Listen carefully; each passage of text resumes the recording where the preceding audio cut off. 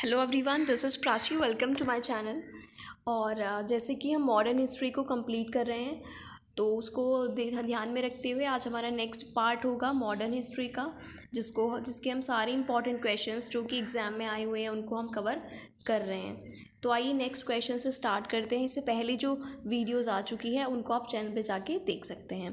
तो आज का पहला पॉइंट है हमारे पास, भारत में ब्रिटिश शासन के दौरान झांसी, संबलपुर और सतारा राज्यों का विलय का सही क्रम क्या है। ये क्रम कई बार एग्ज़ाम में पूछा जाता है। कई एग्ज़ाम में पूछा गया है कि जो विलय की नीति थी डलहौजी ने जो अपनाई थी, उसके अकॉर्डिंग किस सीक्वेंस में उसने राज्य को अपने अधीन किया था।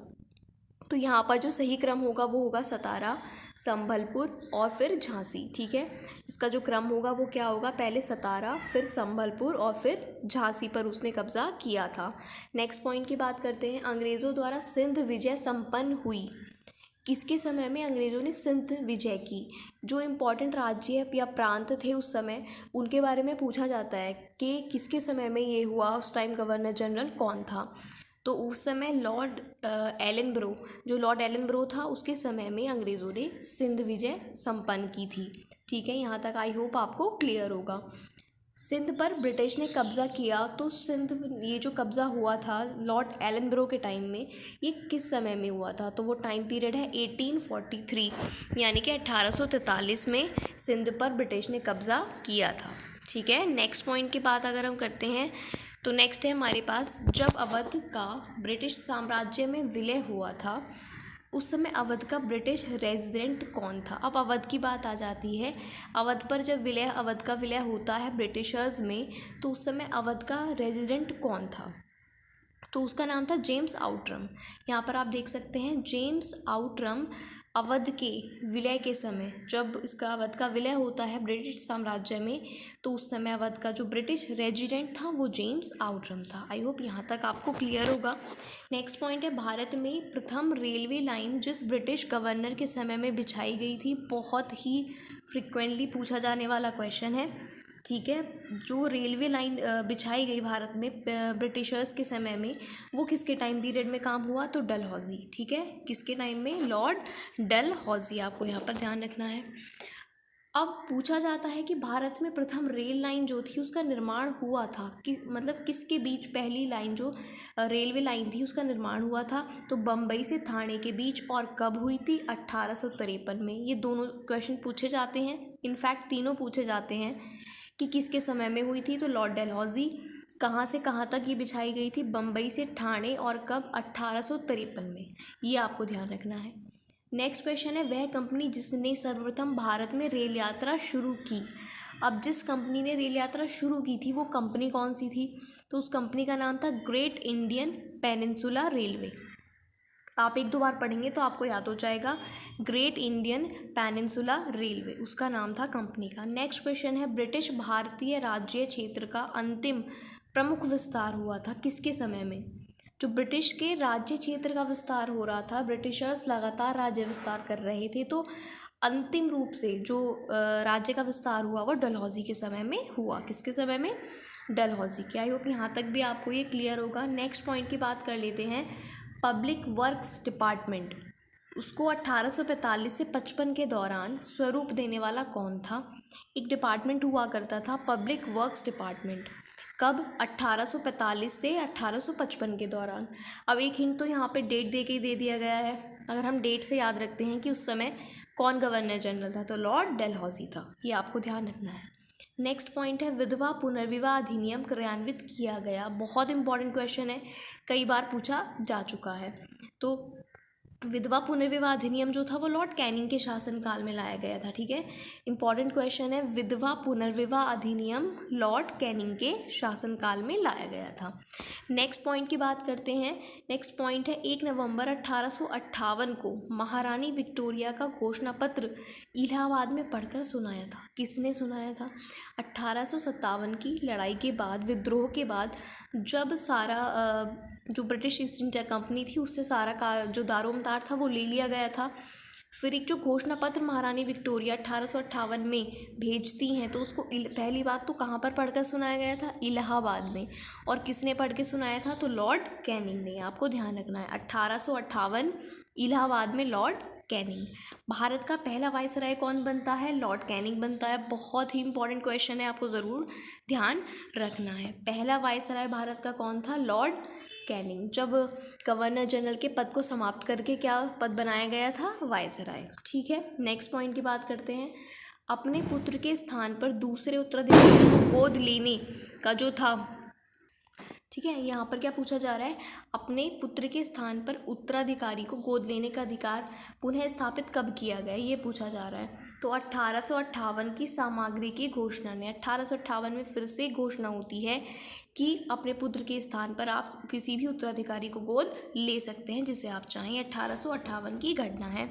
नेक्स्ट पॉइंट आता है, महारानी विक्टोरिया को भारत की सामग्री नियुक्त किया गया। तो 1858 में 1857 के विद्रोह के बाद ही महारानी विक्टोरिया को भारत की जो पूरी रिस्पॉन्सिबिलिटी थी वो दे दी गई थी। नेक्स्ट पॉइंट की बात करते हैं, वो गवर्नर जनरल जिसने भारत में दास प्रथा को समाप्त किया। Very important question. जिस तरह से विधवा पुनर्विवाह अधिनियम वाला किसने समाप्त की, कौन अधिनियम लेकर आया, ये पूछा जाता है। दास प्रथा को भी पूछा जाता है।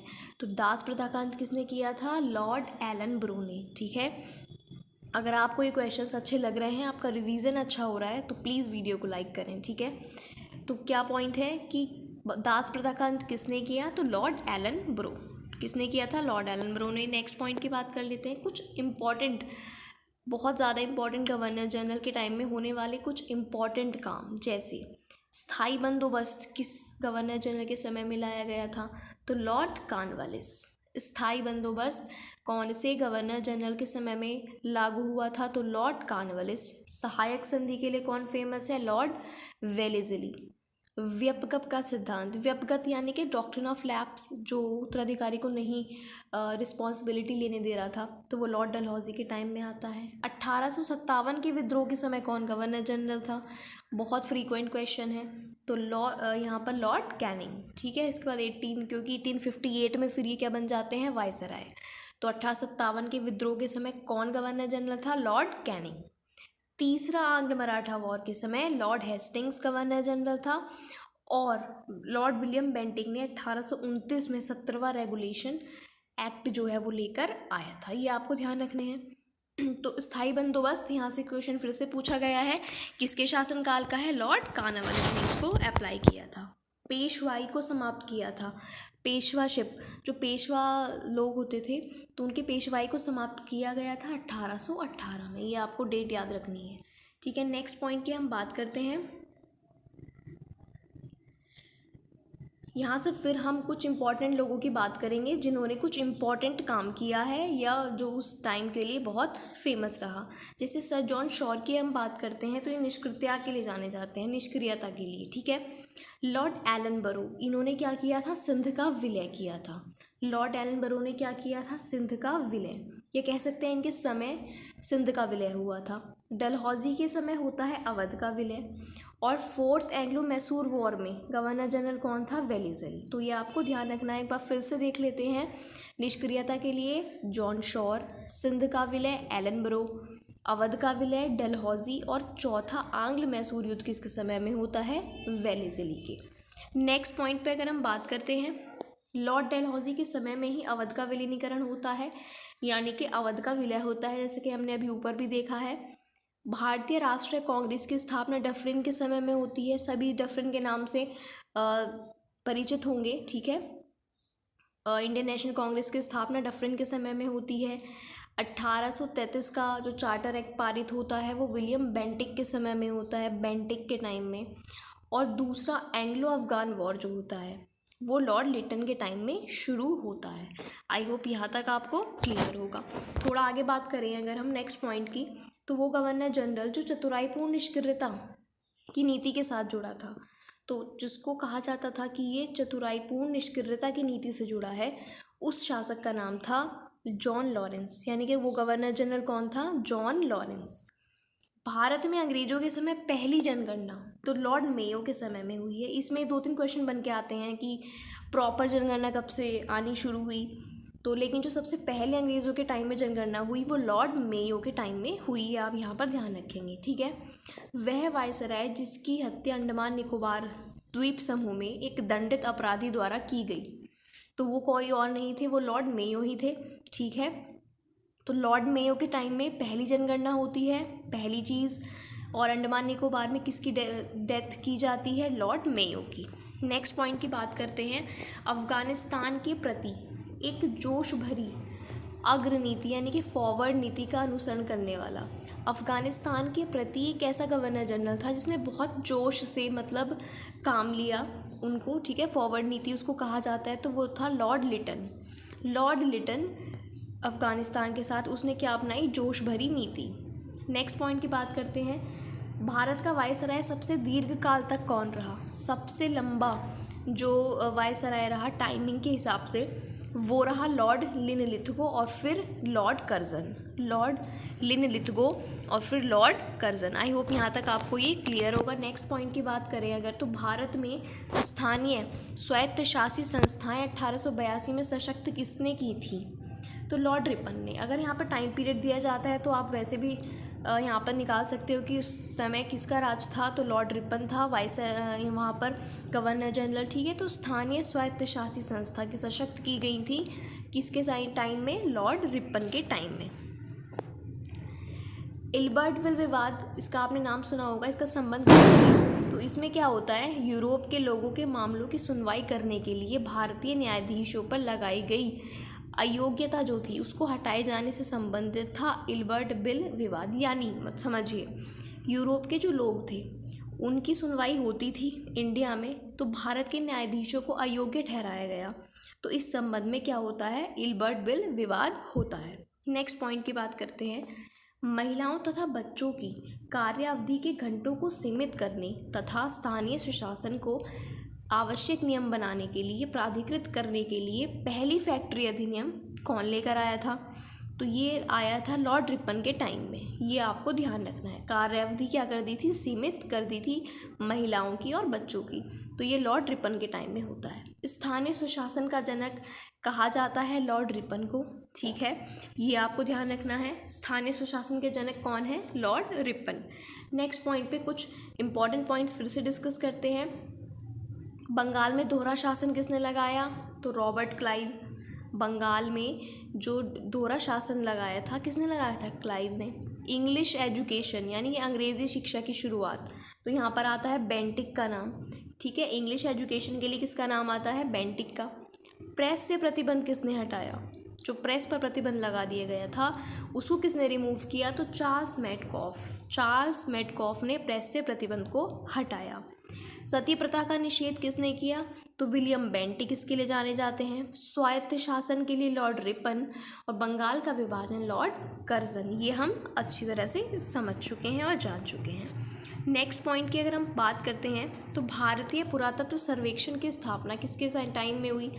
अब जो पुरातत्व सर्वेक्षण विभाग है जो आज भी है हमारे देश में, उसकी शुरुआत किसके शासनकाल में हुई? तो वो था लॉर्ड कर्जन। भारतीय पुरातत्व सर्वेक्षण की स्थापना हुई थी लॉर्ड कर्जन के काल में, ठीक है, यह ध्यान रखना है। प्राचीन स्मारक संरक्षण एक्ट ये भी कब लाया गया था? लॉर्ड कर्जन के टाइम में। तो लॉर्ड कर्जन से 2 पॉइंट आपने यहाँ पर याद कर लिए, जैसे पुरातत्व सर्वेक्षण की स्थापना और प्राचीन स्मारक संरक्षण एक्ट, ठीक है, यहाँ तक क्लियर होगा। नेक्स्ट पॉइंट की बात करते हैं, भारत में कर्जन के प्रशासन की तुलना औरंगजेब से किसने की? मतलब ये कहा गया कि जैसा काल जो है औरंगजेब का रहा था वैसा ही कर्जन का भी प्रशासन है, तो ये बात कही थी गोपाल कृष्ण गोखले जी ने। किसने कही थी? गोपाल कृष्ण गोखले ने। नेक्स्ट पॉइंट की बात करें अगर हम, तो भारत में ब्रिटिश साम्राज्य के दौरान Lord Curzon, Lord Chelmsford, Lord Hardinge और लॉर्ड इरविन, इनका कालानुक्रम पूछा है, पहले कौन था और बाद में कौन? तो पहले कर्जन आता है, कर्जन के बाद हार्डिंग, फिर चेम्सफोर्ड और फिर इरविन। इसको आप लिख सकते हैं या याद कर सकते हैं, स्क्रीनशॉट ले सकते हैं। लॉर्ड कर्जन, फिर लॉर्ड हार्डिंग, फिर लॉर्ड चेम्सफोर्ड और देन लॉर्ड इरविन, ठीक है। फूट डालो राज करो की रणनीति किसने अपनाई? बहुत इंपॉर्टेंट क्वेश्चन है। किसने सोचा, किसके दिमाग की ये उपज थी कि भारतीयों में फूट डालो और राज करो, यही सबसे बेस्ट यहाँ पर रहेगा। तो ये लॉर्ड कर्जन के द्वारा किया गया, ठीक है। फूट डालो राज करो किसने, लॉर्ड कर्जन ने, ठीक है। नेक्स्ट पॉइंट की बात करते हैं, वो गवर्नर जनरल जिसने सबसे पहले पृथक निर्वाचक मंडल की जो व्यवस्था थी मुसलमानों को जीतने और उन्हें कांग्रेस के विरुद्ध करने के लिए उसका यूज़ किया, तो मिंटो, जो लॉर्ड मिंटो था उसने क्या किया, पृथक निर्वाचक मंडल का यूज़ किया मुसलमानों को और कांग्रेस को अलग करने के लिए, जिससे उनमें और जो डिस्टेंस था वो बढ़ जाए। तो उसने लॉर्ड मिंटो ने, ठीक है, लॉर्ड मिंटो ने सबसे पहले ये किया, उसने पृथक निर्वाचक मंडल बनाया जिससे इन लोगों में फूट डाली जा सके। नेक्स्ट पॉइंट क्या है, भारत का एकमात्र यहूदी वायसराय, यहूदी वायसराय जो यहूदी था तो वो लॉर्ड रीडिंग था। बहुत इंपॉर्टेंट क्वेश्चन है, इस तरह का क्वेश्चन पूछा जा सकता है, ठीक है, कि भारत का एकमात्र जो सिर्फ एक ही यहूदी वायसराय रहा वो कौन था, तो वो था लॉर्ड रीडिंग, ठीक है। कौन था, लॉर्ड रीडिंग। तो ये आज का वीडियो था। नेक्स्ट पॉइंट को हम नेक्स्ट वीडियो में डिस्कस करेंगे। और अगर आपको वीडियो अच्छा लगा है तो आप चैनल को सब्सक्राइब कर दें और